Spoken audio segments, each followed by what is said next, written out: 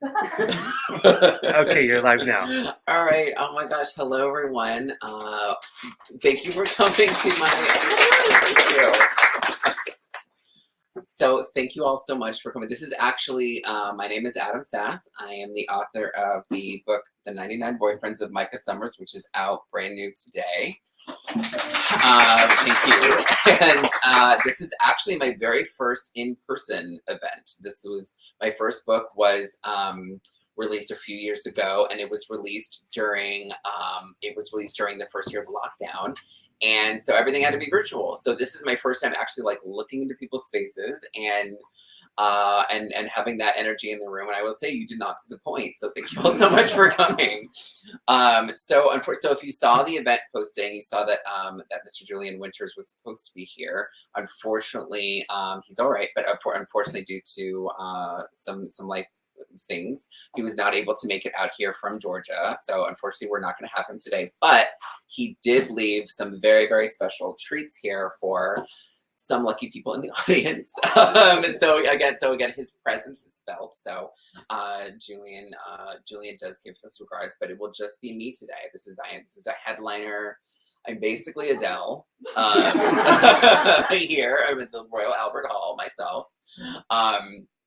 And I could not be happier than to be here in LA at Book Soup for my very first in-person event, because this whole neighborhood has meant so much to me for the longest time. My husband and I lived here a few years back, and then we moved away to the East Coast during the pandemic and realized that was not for us. And then we were just so homesick for this area that we knew we had to get back. And so the minute we got back, we actually ended up getting back into our old building that we used to be living in. It's such a great building, like nobody ever wants to leave. So that the reason for that was like, and we knew as soon as there was a vacancy, we're like, jump on it, no one ever leaves. So we did jump on that. We are back where we were supposed to be. And my old neighborhood bookstore, Book Soup, is my first in-person event, and I could not be happier about it. So thank you all so much for coming for this, because this book, The 99 Boyfriends of Micah Summers, took me through probably some of the worst parts of lockdown. I'm sure a lot of you are familiar with the book publishing process, but if you are not, from the minute you start to write a book and then sell it, and then it gets marketed, and then it finally comes out, it's usually the average is about 2 years. And that's like, if you're extremely lucky, that's if there's no shenanigans with the publisher where they suddenly are bought by another publisher and then like they need to move you to a different season. It's again, because there's a lot of books coming out every week. I mean, I think today only there was 20 different amazing, and each book is like, oh my God, I need to have that book. So there needs to be room in the schedule. And so that's why everything takes so long. So it's a big trip to be putting this book out today, because this book like really was a big part of my life kind of when COVID began. So it's like how long COVID has been in our lives. I've been like with this book. And so this one is a romantic comedy. My first book was a thriller about conversion therapy. It was very heavy issues. It's similar only in that it features young queer characters. Otherwise, it's completely different. So that was my biggest fear, was like, okay, well, people who really loved my first book, Surrender Your Sons, like, how do I get them over to this one? As if I would like lose somebody being like, oh, there's nobody queer dying, so I don't really care. So I should have been a little more chill on that front, but I was, it's a big thing to genre jump, because when you have a favorite author, you like Stephen King because he writes horror. Whenever he decides to write something not horror, sometimes you're like, oh, maybe get back to that, But I think that we all have our own favorite authors who are really like thriving in their own categories, and I think a lot of authors can really do that. And so this was sort of my challenge to myself, was, could I write a romantic comedy? Could I write something that was really, really light? Because that was what I really needed at the time. I really needed to escape, because when I wrote Surrender Your Sons, this very dark, very heavy book, things were kind of, not going amazingly in the country, but like they were not COVID. And there were things that I kind of took, like there was an ease to life that was suddenly not there during the COVID era. And I suddenly had to leave the home I had made for like over 10 years. I had to suddenly leave friends, longtime friends who were in the audience, who you weren't able to say goodbye to. You weren't able to hug. You weren't able to be in the same room. It was a very awful time, if you all can recall. But so long story short, I really needed Micah Summers at that moment. I really needed something that was light, and not just light, like, there's a lot of emotion in this book, but I needed something that was a very cozy 90s VHS, put it in, you're sick, or it's a rainy day, or you're just really, down in the dumps. You needed that book. You needed that story. And so that is what Micah Summers really was to me at the time. And so when I wrote it, I was really concerned about, like, okay, well, is this important enough to be saying, leave me alone for 12 hours a day, don't come in this room, you really have, when you're writing this book, you really have to like shut out a lot of different things and cool things and people, and it's a sacrifice of time and energy, and you want to make sure each time you do that it's worth that. And so I wanted to make it worth it for me. And so what 99 Boyfriends of Micah Summers was it pulled in all of that good energy, because I was filled with, as I'm sure a lot of other people were, a lot of despair, not just of like what's going to happen to us, but also despair about, we were learning things about our neighbors that we didn't, ever think we'd know. And we still don't really know. Is it good that we know that information? Is it bad? We don't know. I mean, it's probably better to know than not to know. But I think we were kind of forcibly learning who was taking this seriously and who was not. On top of everything, it was an election year. It was a heavy year. So I needed something that just showed me like there's a pocket of the universe that I can create, that I control, where everything is okay. And the biggest concern on everybody's mind is he going to date this guy or not? And that turned out to be exactly the thing I needed. And it was funny how, like, I think the stakes end up being so high in this book because I'm such a dramatic person. Because I was like, okay, well, I can make anything life and death. The last book was like literally life and death, but I was like, well, I can make it feel like life and death. But it's just, will I find out this person's name or not? Because I think for a lot of everybody, but I think for a lot of queer people too, it's very high stakes. That is a high stakes thing. It is a very like, is this person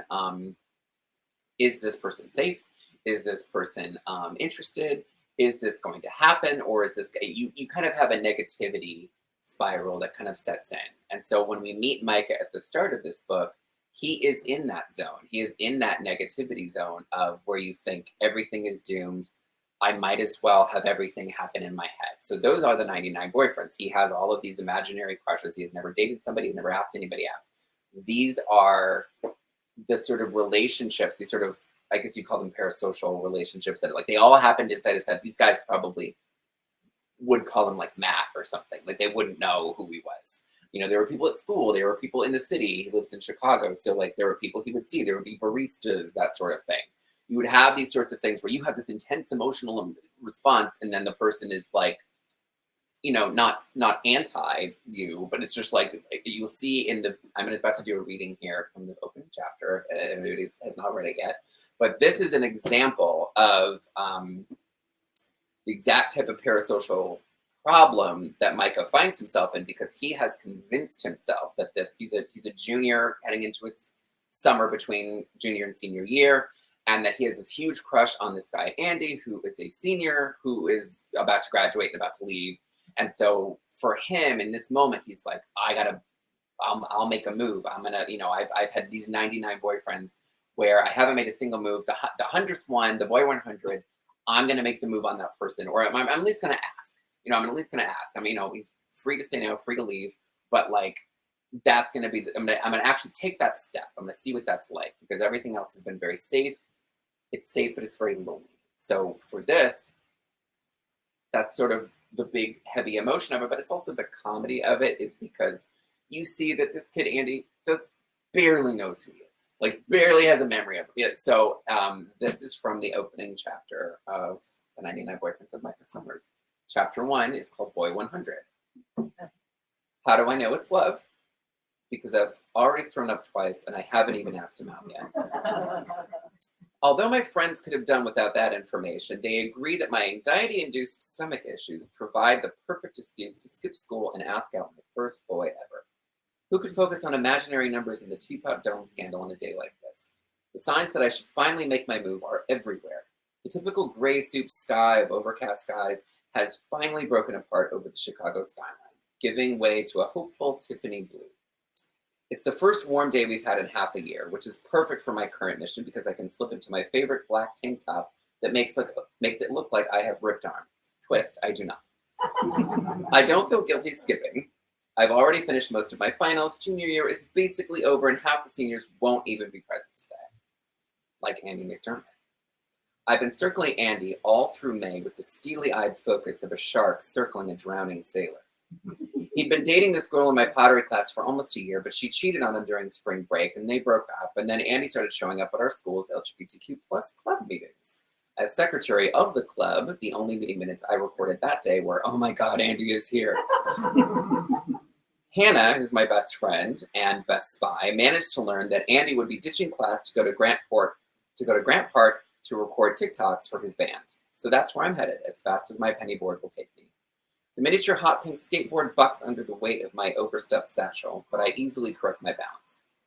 I am, after all, a little toothpick boy who is 17 but looks 12.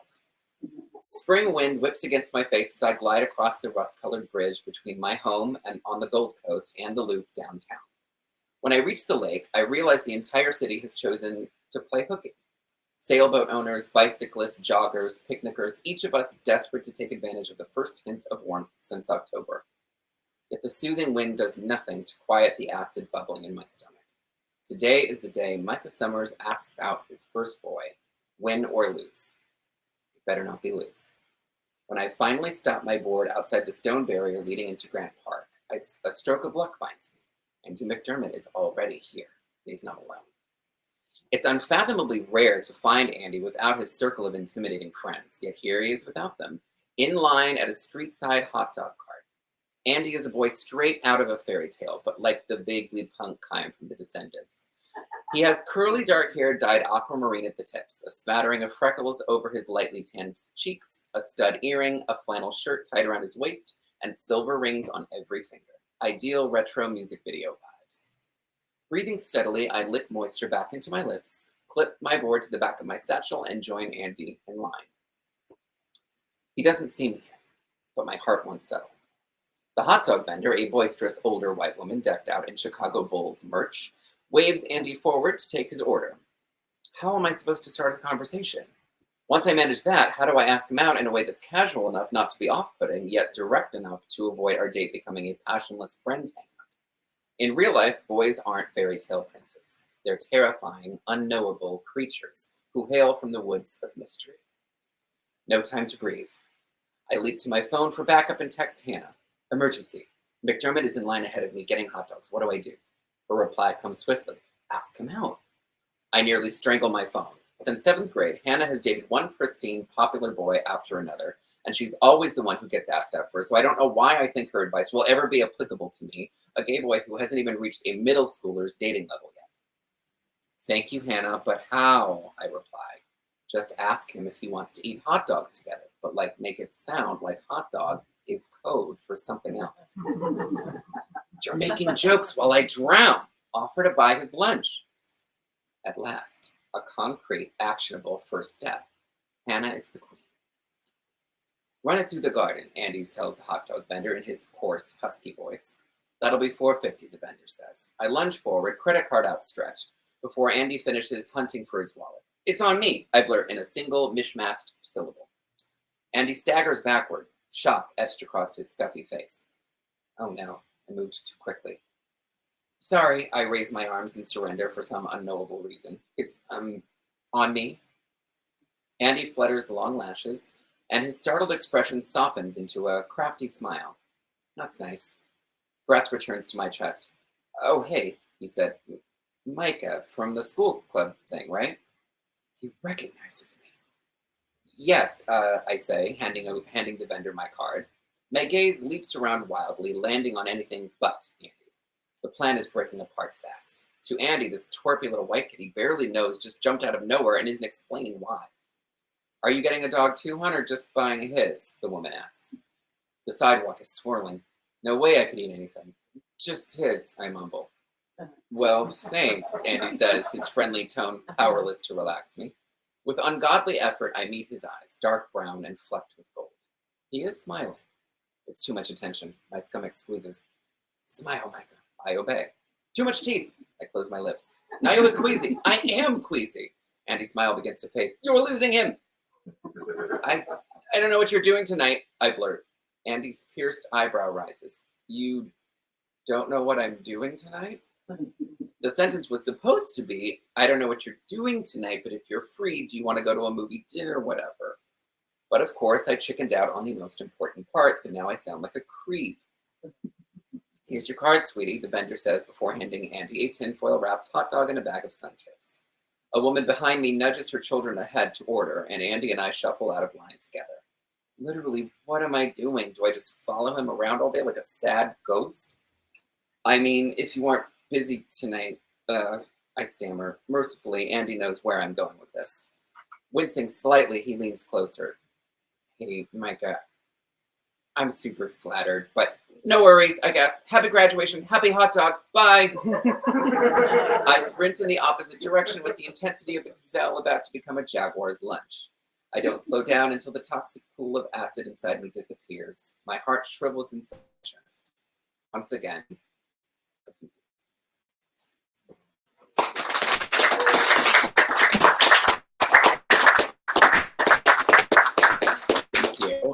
So that is how the 99 Boyfriends of Micah Summers. Oh, so clearly our guy's in trouble. He's very far to go before he's like with the person he's supposed to be with. So that's something that I thought was going to be a really fun challenge to say, okay, how do I take this kid who like can't even say the words like, do you want to go? Do you want to blah, blah, blah, you know, and it can't even get to that moment.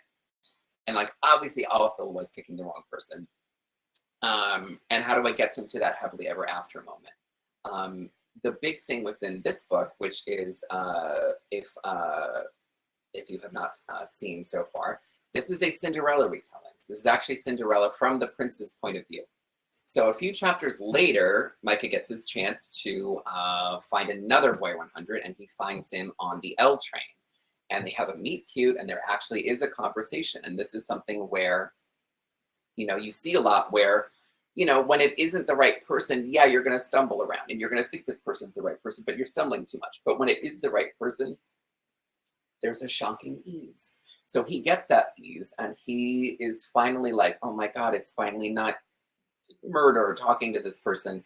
And it's like, they're into me and there's signals. I'm not like scrounging around in the dirt for like half a signal. Like it's a full signal being brought in. And so they have this wonderful moment. But then unfortunately, there is a series of unfortunate events that separate the two of them before they know each other's names or who they are or any other defining details. And the doors slam shut between them and the train takes off and he doesn't know where he can find him. So it turns into a Cinderella from the prince's point of view where he's like, I don't know this person's name, but I must find him. So him and Hannah and his other friend, Elliot, who is a barista at this local cafe, set off an adventure throughout Chicago to go find Boy 100, this real guy. And that was something that, that was basically the start of the book. That was the big impetus behind this. But that's really sort of where it begins. Now, there's a lot of Cinderella retellings. So something that I knew that I wanted to bring to this was, well, what if, you know, what happens when the happily ever after you find him moment happens about a third of the way through? What comes after that? And that's the big thing about Micah Summers is it's all about when you are queer and you haven't dated yet and you're much older and all your other friends have been dating for years and years, you end up having a lot of these parasocial relationships in your head. And they're very real and they're very important to you. And I'm not like discounting them saying they're nothing. These relationships take a lot of us safely through many very awful, scary years. So they're very, very important. They are, however, eventually, you must admit they are not real. So this is sort of the sort of painful birthing moment for Micah is that he must cross over from these very beautifully, he's an artist. He draws each of his crushes, and he has an anonymous Instagram account where he draws everybody and puts them up. And he says, okay, well, here's my crush. Here's how he made me feel. And now I put it away. And then I move on to the next one. He did that 99 times. And so how do you move from that, where everything is very much in your control, to when you actually date even if things right away are this and everything's working really well, eventually, I think everybody in this room knows, is eventually real guys have real, real surprises. There are limits. Everything isn't perfect. You are not in control of the other person, and nor should you be. This is something where you start to meet reality, and that can be a very frightening thing, and it really is for Micah. So he has his happily ever after moment, but he has only ever been able to base his knowledge of what a relationship is on big movies, big gestures, big fairy tales. Everything has a big ending, and then what comes after that? And so his sister has a girlfriend who's very serious. Her name is Maggie, and he's making fun of her throughout the whole book, saying like, "Oh, you guys are just watching Netflix. What are we gonna do again? Something very exciting, watching Hulu." Like making fun of her the entire time. And this is something that he comes to regret throughout the book, because I think what he thinks right away as a very boring relationship, eventually he realizes, God, with this guy I really want to be with so badly, I would give up half my lung to be able to just sit and watch a boring Netflix with this person. And so I think throughout this, it was supposed to be, okay, well, how do you meet fairy tales with reality? Because that's very queer to say, like, how do you take something that is fantasy and lives very comfortably in this very safe cage, and then bring it into the real world, which is very unkind and very unpredictable and very frightening, especially in a big city. So that really is what you are going to find in the pages of 99 Boyfriends, if you have not read it yet. So I am very, very excited that everybody here is going to share in that story, because it took me through some very scary times during lockdown. This was something where anytime I got scared, I felt like I could go and write these characters in their coffee shop. There's all these different cozy elements of the city that are brought in. You're going to meet this character named Elliot, who is a barista, who is, according to Instagram, everybody's favorite character. So yeah, so I see some nodding in the back. Elliot is very delightful. Elliot was very much, I knew right away. I think all my beta readers and my mentee David, who I dedicated this book to, really helped me out finessing a lot of the difference between Elliot as I originally had him and how he ends up in the book. So I knew from working on this character that he was going to be a favorite. So the big thing is that within this book there isn't just one. We have a love interest. We have a love triangle.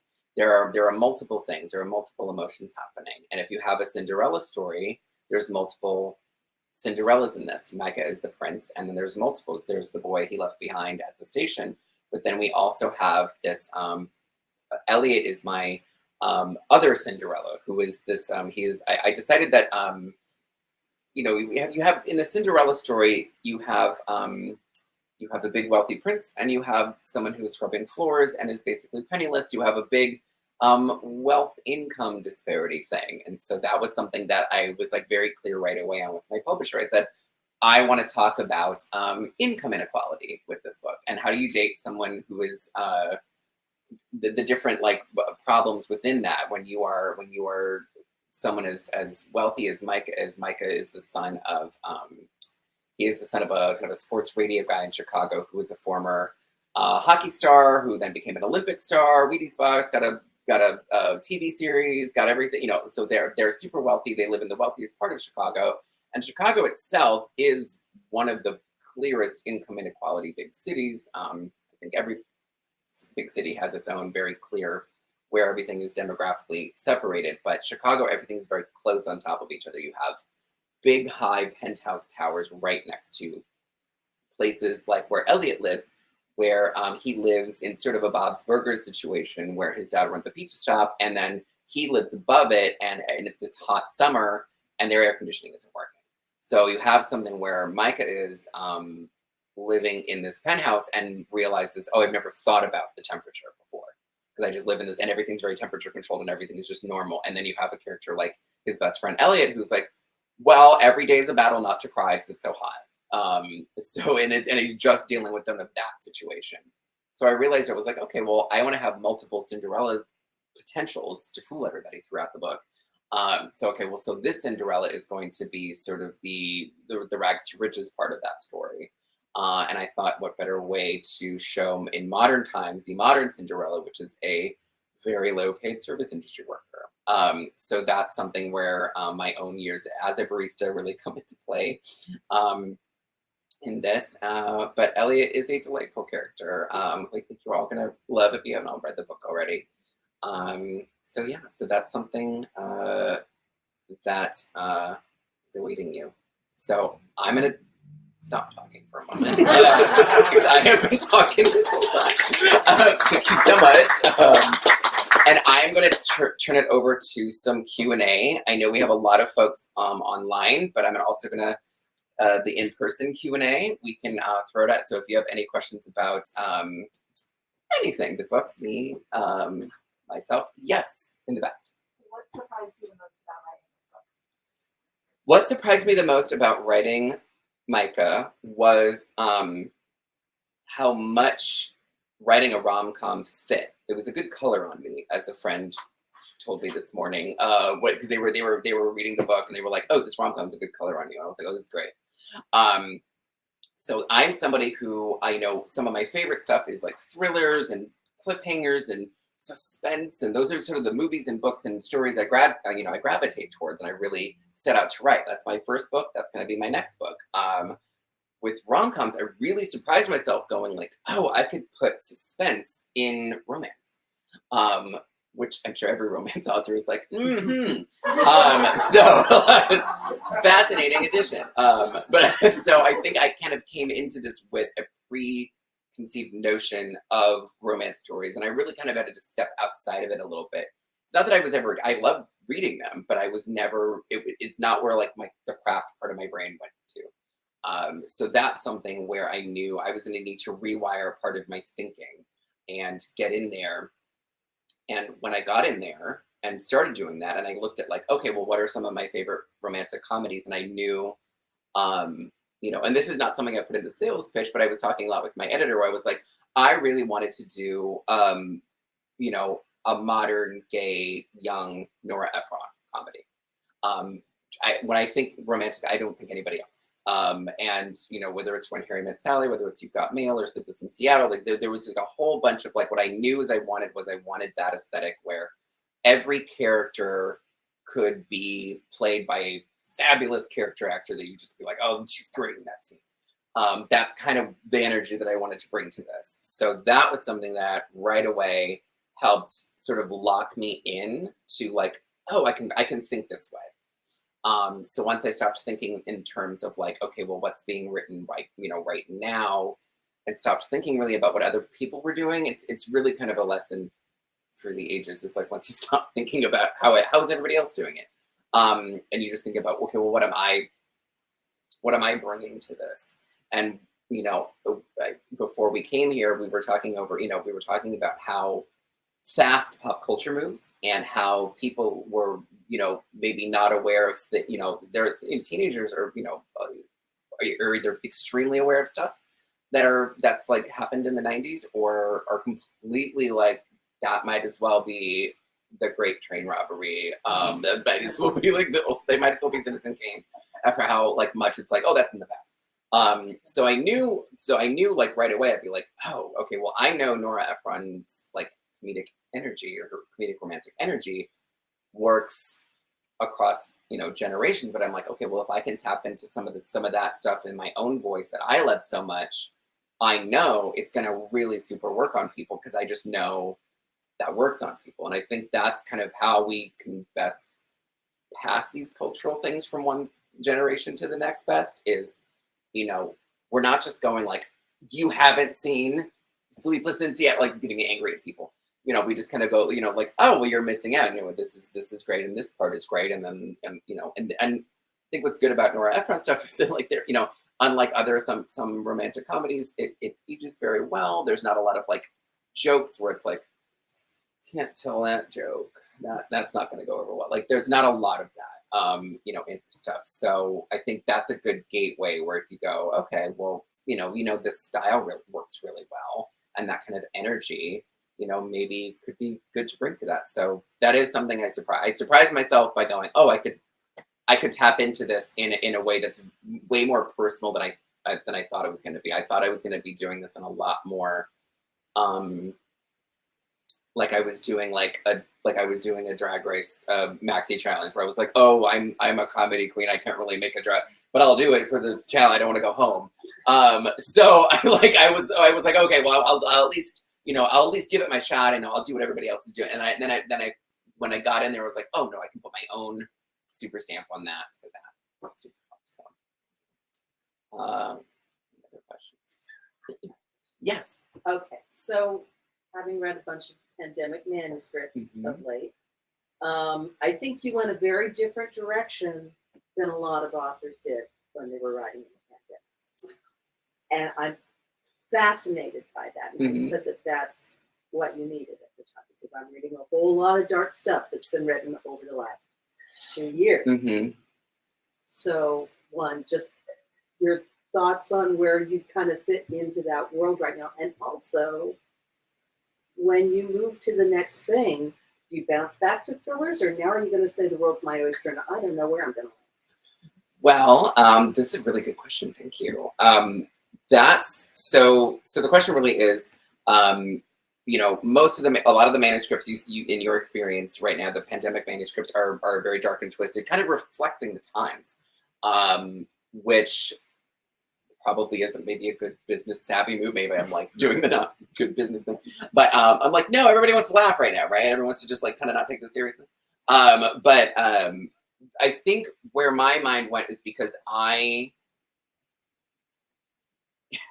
the funny thing is when I put my first book, Surrender Your Sons, out, the general vibe out there when I sold it was like, oh, we really kind of like really lighthearted LGBTQ stuff right now. This heavy stuff, I'm not even sure, is conversion therapy really happening? That seems antiquated. And then now we're like just living in like state mandated stuff. So that's one of those things where it's great for me because I get to just be like, well, look who 3 years ago knew this was coming and was unable to stop it. But that's kind of, so I think that's probably where my brain was, because I was so deep in the dark stuff. I think I had hit my limit by the time we all hit the pandemic. So I think it was probably just a very personal thing for me, where I just was like, I personally could not write another person doing an inhuman thing, or learning something horrific about your neighbor. So I knew that this was like, I think what I needed then was, I just was like, I just need to believe in somebody, even if I make it myself. And so that ended up happening. But the second part of your question, where I see myself going after this, the way things happened business-wise is that I ended up selling 99 Boyfriends first. I was working on 2 books at the same time, 99 Boyfriends and my third book, which is coming out next fall, Your Lonely Nights Are Over, which is a thriller. And I actually just finished my revision on it at 1 o'clock last night morning. So I'm like, I don't thank you so much. I was like, I don't know, what book's coming out right now, Micah? Okay, we're going to talk about that today. I'm working on book 4, which is, hasn't not been announced yet, but it will be very soon, and that will be a return to romantic comedy. So I really am sort of like double fisting, sort of like, okay, we're doing thriller, then comedy, then thriller, then comedy. That's sort of. And then my 5th book might be a thriller. So I think we're going to keep that rhythm going. And it's just how it happened. And that was sort of, it's just kind of, it happened in like, oh, this is the rhythm in which things sold. So I don't know if I set out to maybe specifically like chart my path that way, or even bring to it sort of like, I can do whatever. Like, I think it really came down to, there's been a 2-year gap between Surrender Your Sons and Micah. So I was like, I just need to, and why I moved so fast. I was like, I just need to sell, we just need to get something in the track. And I kind of trusted that. I was like, oh, okay, well, I'll work it out, whatever it is. We'll get there and I'll turn it. But that's kind of where I ended up. It kind of ended up being more logistics than specifically, like a charted plan. But luckily right now, all of these books, except for my first one, all of them are with the same publisher. All of them are with the same editor, which is great because now, even though it didn't begin as like a concentrated effort to do this thing, we are working on everything very holistically. So every choice we make about Micah and Lonely Nights and the fourth book has all been in service of like, okay, well, when this, we're doing sort of this, and then we're going to kind of go over and, we're going to bring this energy to this. And here's how they kind of speak to each other. Because we're going forward going like, okay, well, my readership is going to be reading both of these things. And so it really was up to me to go, okay, well, what are people getting out of both? And so I just did a video, you can see it on my Instagram stories, where there's, here are the tips for writing romance and horror. And I kind of, integrate kind of the both. And it really just comes into like everything YA is about, which is just big emotion all the time, whether you're being killed or someone chasing you romantically. So that's kind of how it ended up happening. So where I kind of go from here, I've kind of been enjoying, doing things back and forth. And I think we will see based off of how well this book does and how the excitement builds for Your Lonely Nights Are Over. We will see kind of really what's really sticking with readers, because Surrender Your Sons really, I still get messages from people 2 years later, how much it really kind of stuck with them. And especially, unfortunately, it's become more timely. I was hoping it would get less timely and it would just become this big, like, oh, relic of 2020. And then it's just getting more and more like I undersold it. So we will kind of see from here, if people really, really respond to one or the other. But, a lot of my ideas end up being like very thrillery, very scary, very heavy. But then I do these romantic comedies and I just had so much fun. And I just liked that I didn't have to like tell a bunch of people. I was like, oh, I really like this character. It's a shame I'm like, oh, I don't have to kill them. So I think I enjoyed that so much that I'm like, oh, this is really cool. I mean, I'll devastate them through a horrific breakup, but that's fine. They will be fine. So yeah, so I think that's where I'll be next. Any other questions from me? And then we will maybe take one. Oh, yes, one more. What about Micah the character was the most challenging for you to write? It's always hard to write. So the question was, what was the biggest challenge to writing Micah as a character? It's always a challenge to write a character who is YA is tricky because the YA readership really, because again, you're writing for teens, you're writing for kids. A lot of people really expect you to be a parent or some shit. You have to like be like, you're setting an example. And I'm like, we're writing a story. Like the character's supposed to know everything up front. Where does the story go? So I think unfortunately that seems to be like a prevailing thing where like a character makes a mistake and they go, I was furious at that character. Get rid of him.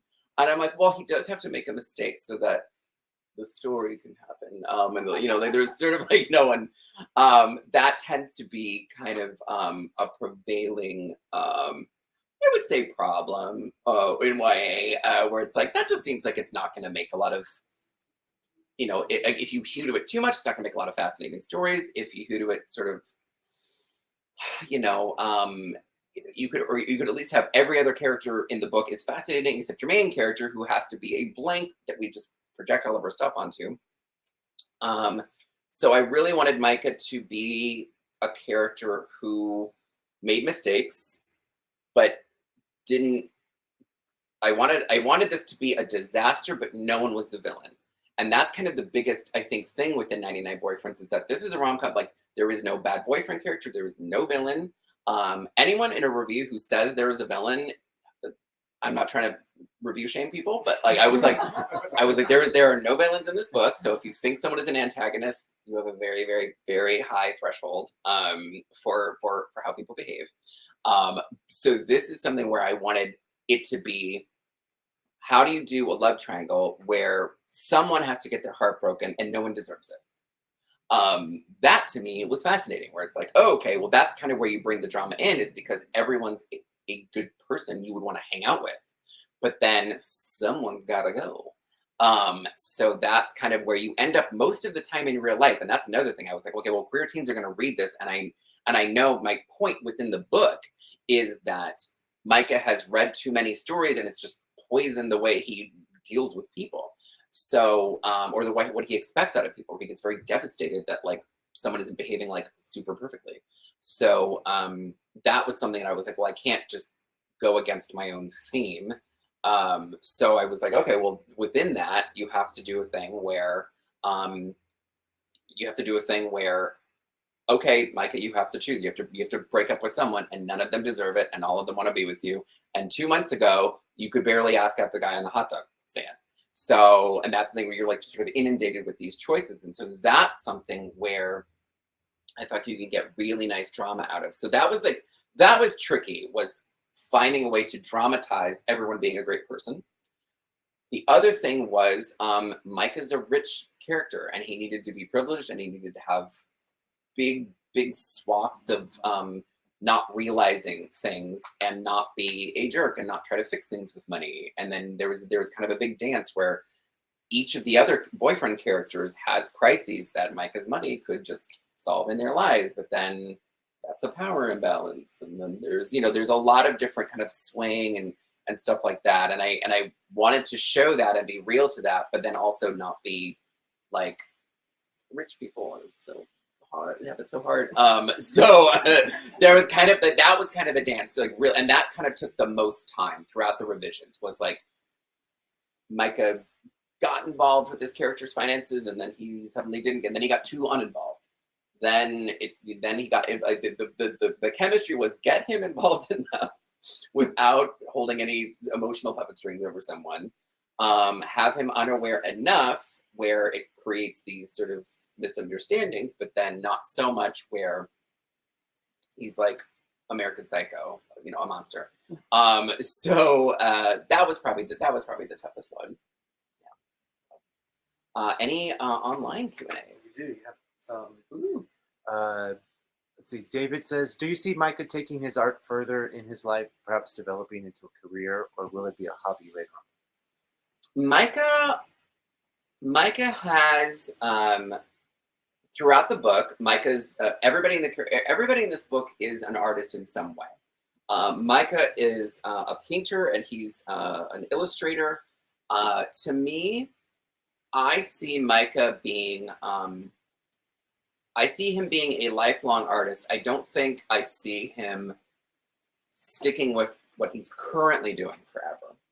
I see him potentially later in life finding new, different creative outlets. Because a big thing I saw in myself in Micah was I went to school for screenwriting, and I am not doing that currently. My main 100% focus is being an author. So that's something where it's like, I think for him, I see him continuing in the arts because he's rich enough, he's able to kind of do that and trial and he can do years of trial and error and not be like, oh my God, how will I pay my bills? So I see him sticking with that, but then I don't see him doing this like kind of sociopathic only murders in the building, if anybody saw second season, sort of thing where there's like, oh, he's just completely out of touch and doing these art installations to just play with people's emotions. I see him having a different outlet at some point in his life, not a hobby, maybe not necessarily a career, but I can see him doing something that maybe takes him away from painting, but then back to illustrating. Okay, this one from Craig, who says, "Did Micah and Elliot's personalities form intrinsically, or did you have a good idea of who each character was and how they fit into your Adam Efron universe?" My Adam Efron universe. I love this. So Micah and Elliot's personalities pretty much stayed the same. And again, the tricky thing is that it was going to be Micah's a good kid, and then Elliot's an even better kid. Fascinating. Like, so it's, so that was sort of the personality stuff where I was like, oh, okay, well, how do you make, because then it's like, I don't want to call, I don't want it to be like, oh, they met a Real Housewives each other, or this is going to get boring fast. I'm like, okay, well, I can't do that. That's for my third book. Yes. So that's the third book is where everyone is just a rat. But so you're going to get all the good stuff out in this one. The next one, everyone's going to be just an absolute scum. In this one, the how they fit into the Adam Ephron universe was you have, you know, it's either a Nora Ephron thing or it's more of like a Nancy Meyers thing. I feel like Micah comes from the Nancy Meyers universe and then meets Elliot, who is from the Nora Ephron universe. And that's the Avengers of this. So you have this sort of like kind of just rich, artistic kind of attitude. Like Micah is kind of like Diane Keaton and Something's Gotta Give. She's got like this playwright. She writes this awful play that everyone's like, she's a genius. She did it again. But it was like, that's the thing in this one where it was going to be, this is like a rich person who has rich people problems. And then they run into someone like, I see Elliot as being very Meg Ryan in You've Got Mail. Someone who is sort of city poor, where there's like, she's poor, she can't keep the business, but like she's still living in the city. But so that's kind of how I saw that being like, this is someone she's, you know, I think Elliot is a lot like a Meg Ryan type of character where she's very feisty and very able to kind of keep up and, you know, and do the barbs back and forth, but ultimately is like, I'm just here to save my store. I'm just here to do the right thing and do the good thing. And then is trying to get through to a Nancy Meyers type character in Micah, who was like, oh God, I was really 10 levels higher emotionally on this. I wasn't really thinking about like you having to like, you know, go into the street. So that is, they kind of began that way, but the more I deepened that, because I tend to improvise a lot when I write. I start with a certain idea, but then I kind of really don't marry myself to like, the characters will change. Things will change. I will kind of, if something's clearly not working, I feel like I have a pretty good radar of like, this isn't working, this is drab, or this is turning into way heavier than I want it to be. So I think that was the other thing is like, we're talking about topics like income inequality, like, you know, loneliness, but we're going to have a lighter touch with it. We're going to kind of, you know, take the gas off a little bit. So we're talking about it. We're having like a real conversation, but it's not a documentary. That is that. So if there's any other questions, I think we are at an hour. So I thank you all so much for coming here. This has been such a joy. I love looking at everybody. You all made this so easy. Thank you. And thank you to Book Soup. This was like absolutely the dream. This is exactly everything. This is everything. This is all for me. Thank you. This was wonderful. Thank you so much. And thank you everybody who joined in online. You were great too. So You have 2 books to give away. That's right. Oh my gosh. I have 2 books to give away. So Julian Winters bought 2 copies of the book and said we were going to give away these 2 copies to people who asked very, very fascinating questions. It was up to me to decide who was going to get those copies. So I am going to hand these copies out. Here, I'm going to bring them into the audience, Oprah style, I guess. So thank you so much. You are free to, I know you have a copy here. You're free to. Donate. There you go. To an appropriate place. That would be amazing. Donate. Thank you so much. Thank you. Thank you. And so, yeah, thank you to Julian Winters for those donations. Wonderful. So yeah, so I think Sign some books now. let's sign some books. So like, if you got copies, let me go sign them. I would love to just deface them with my name. I don't know. I'm just gonna stop talking. Listen, I talked for an hour straight. This is pretty good, I think. Yeah. That's great. Still need to purchase a copy. We have them at the register. If you're joining us online, there's a little green button down there, and Yep. you can buy the book there. Thank you all for being here tonight. Thank you. Appreciate it. Okay, so where would you?